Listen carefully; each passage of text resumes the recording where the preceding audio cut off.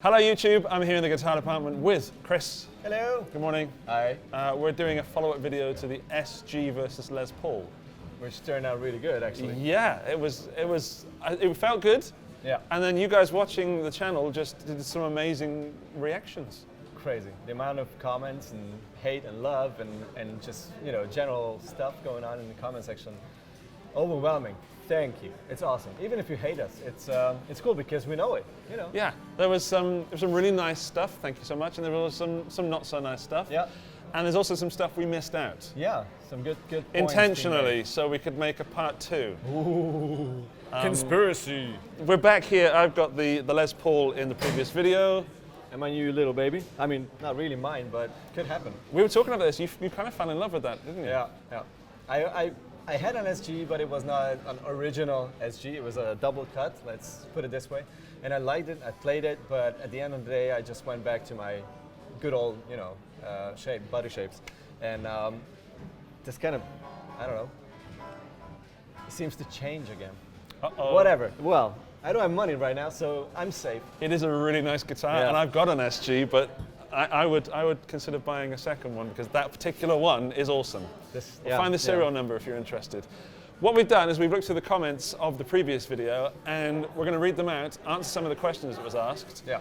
And sorry, there's some people walking around in costume over there. It's Faschingsdienstag and there's a bee just walking through the guitar shop. Very confusing. So we're going to read the comments out and try and answer the questions, address the love and the hate. Alrighty. Are you ready? Yes. No. No. No. Okay. First comment from J. Alex Finn. He says, Hello, Jay. he says, SG wins here, but it's an unfair fight comparing the standard to a studio. Chris, do you want to deal with that? Yeah, well, this was as close as we could get to a same spec guitar, even though they're different guitars, you know. Similar electronics and everything, you know, as close as they can get. So is it unfair? No, I don't think. You know. I think we'll go back to what you said, like whatever we do, we're never going to get it right. Yeah, which is, you know, something you have to accept. Yeah. Probably.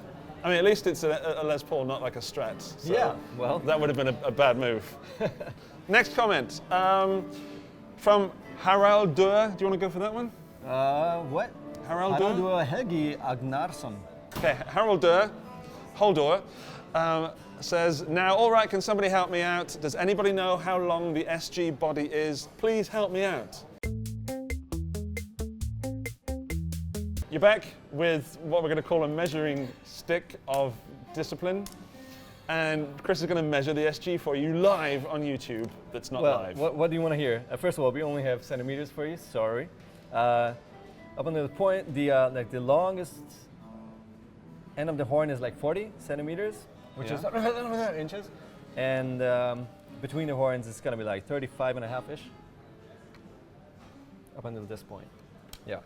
Whatever that is, you know, is it good or bad? It's just a normal body. The thing is only that the neck comes way more to the left.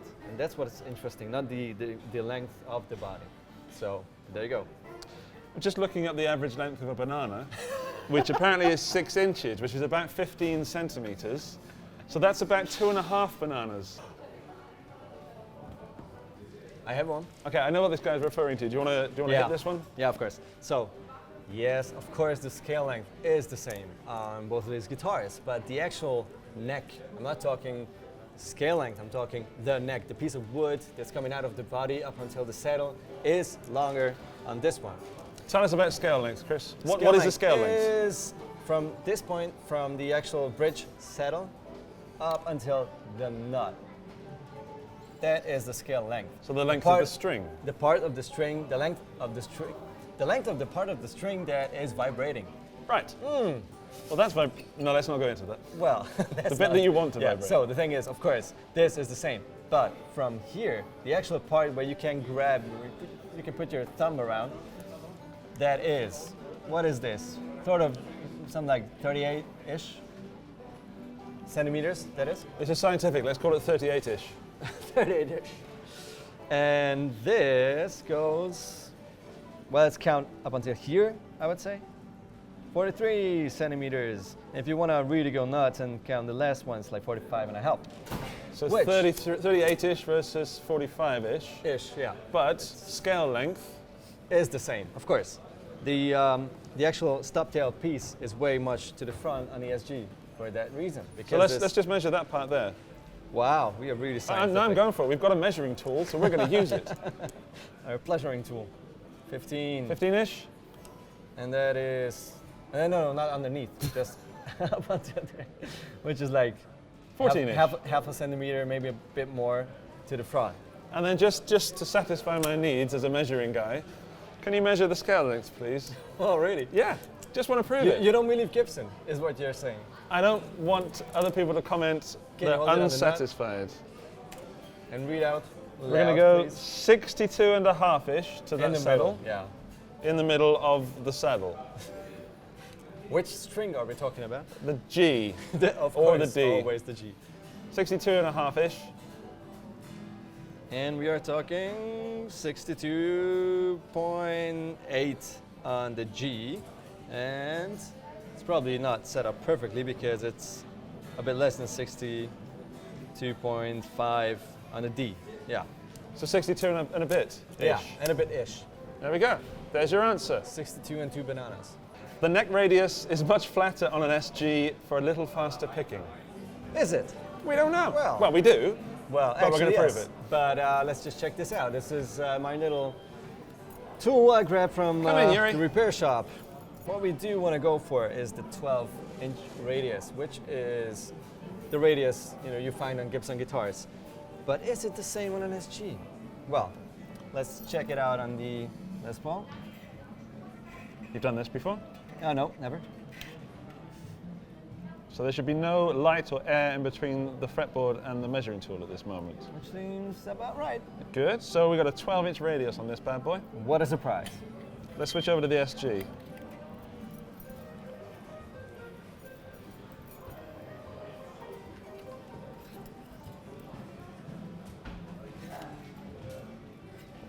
Same fret? Yes, of course. Just asking. Oh, of course.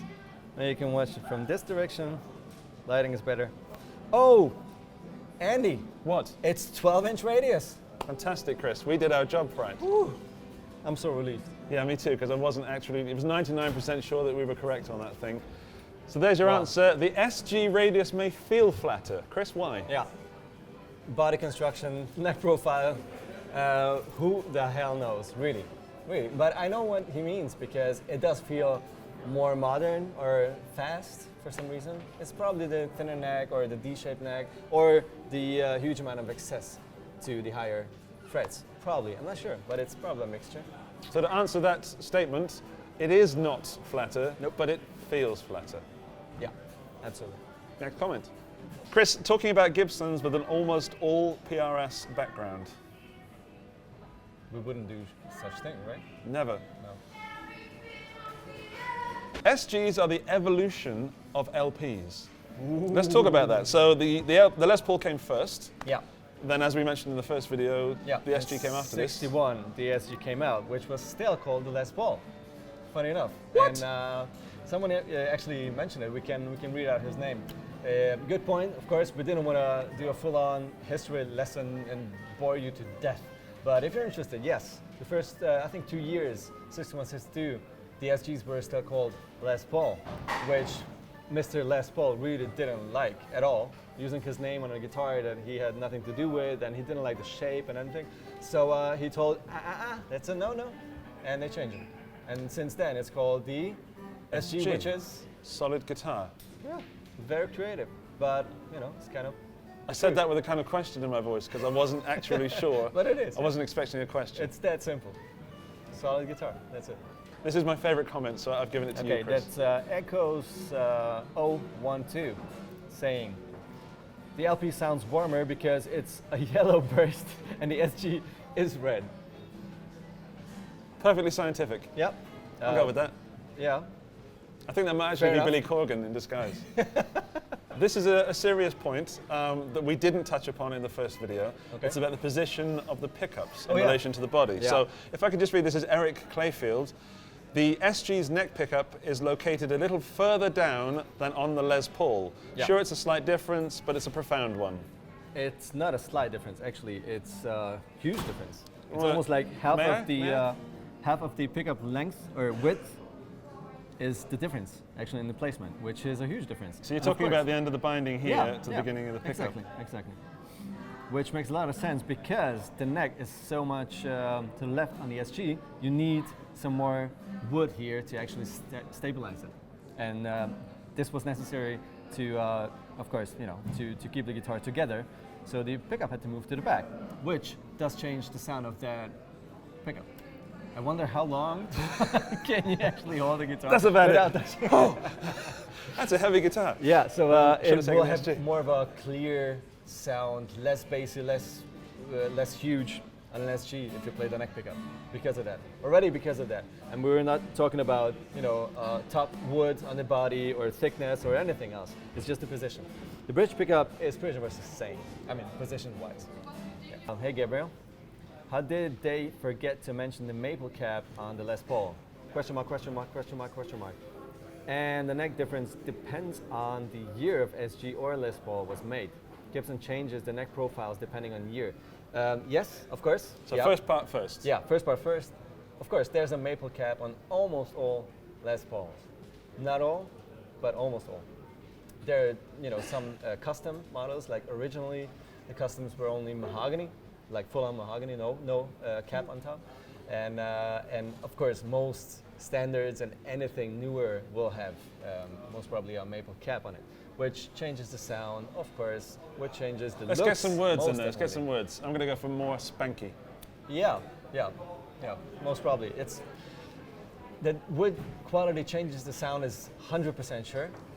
That wood type changes the sound depends on the specific wood used on the guitar. There's maple that will sound totally different than another piece of maple. So if you want to generalize, you can say, of course, maple is way harder, way heavier actually than mahogany. Nobody knows this. Fun fact from a luthier, maple is really heavy. So if you have a thick maple, carved maple top on the guitar, this will make it heavier, first of all. Second of all, it will change the tonal corrector as well. Okay. Yeah, the sustain and everything. So it's a big change, of course. And it's thinner and so on and so on. Second part, depending on the year, SGs and Les Pauls have different neck profiles. Not only on the year, depending on the model actually. There's like a 61 reissue, like a custom shop SG, has a thicker neck than this one. This has more of the modern SG neck, which is a pretty slim, sort of a 60s slim taper. This is slim taper 60s. But this is always more of a soft D, like really flat in the middle. And on the Les Pauls, in many cases you'll have a normal C, a thin C, or like a huge C neck. And of course that changes everything, the feel, the sound, again, But if you want to generalize, which is weird to do, but it kind of gives you a basic idea of a guitar, a type of a guitar. An SG, a modern SG that doesn't cost you $4,000, $5,000 or euros will most probably have a slimmer neck and a Les Paul, depending on the model. Most of them will have like a slim taper, 60s C, or a little bit thicker. Yeah, but there's always somehow a different. If you grab a different. So if you listen, you can hear the comments coming in on that part. Oh yeah, sure. I can hear the sure comments they are. dropping. Yeah. You idiot! My '80s SG is nothing like the modern SG, which is correct, of course. But we're talking guitars that you can actually buy right now. Chris, there's one thing we didn't talk about in the previous video, and that is one of the most common, I'm going to say myth or fact about the Ooh. SGs. I think I know what you're talking about. That is the fact or myth that SGs suffer from serious neck dive when you put them on a strap. Yeah, Okay. so a Les Paul has a nice heavy weighty body, and when you strap it on, it apparently stays there forever. The myth or fact about the SG is that they have too long a neck and too heavy a headstock, Yeah. thus making the neck go down. Neck heavy, yeah. What possible way could we test this? So, you've strapped on the SG. Are you going to stand up as if you were on stage, do a bit of rocking out, and test the old neck dive theory? Myth, fact. Myth. Yeah.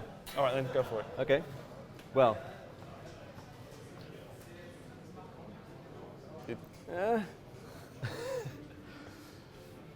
Well, it doesn't dive. But you can experiment. Of course, there are alternative ways to have your pin. So you can put a pin right up here. There are SGs with the pin right in the upper horn, which is a little bit risky. But if you're not, doing guitar spins, it's not gonna break off. But still, you can experiment with different positions. And also, I kind of figured the back pin does make a difference as well. Yeah. So you can absolutely try, higher, lower, depending on the balance. It will change. This is exactly what I did on my Explorer, which is also a neck-heavy guitar. And I changed the position of both pins, this moving offset and this way more to the front, and it helped a lot. Let's get a screwdriver. There's one more thing we didn't mention now, and someone was complaining about us. We didn't find the comment. Probably he deleted it. Complaining that we were bending the neck on the guitar, and it's not a cool thing to do, and stupid YouTubers break guitars, and what a stupid story that lets them do it. Well, first of all, you're talking to two guys playing 20 years plus. It's not like we are the holy god of rock and roll. But we're just guitar players.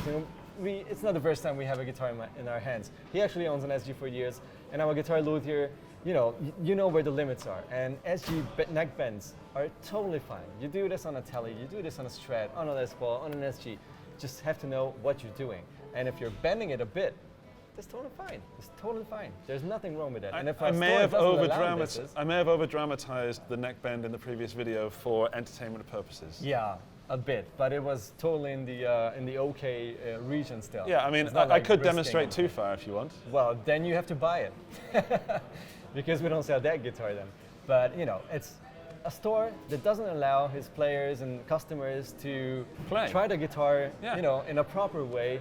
You shouldn't buy stuff in that store, if you ask me. Because stores should encourage you to actually use the guitar and test them properly, because otherwise you will not know what you're paying for. Kris, the ultimate solution to SG versus Les Paul. Drum roll. T. Murphy says, you just need one of each, I guess.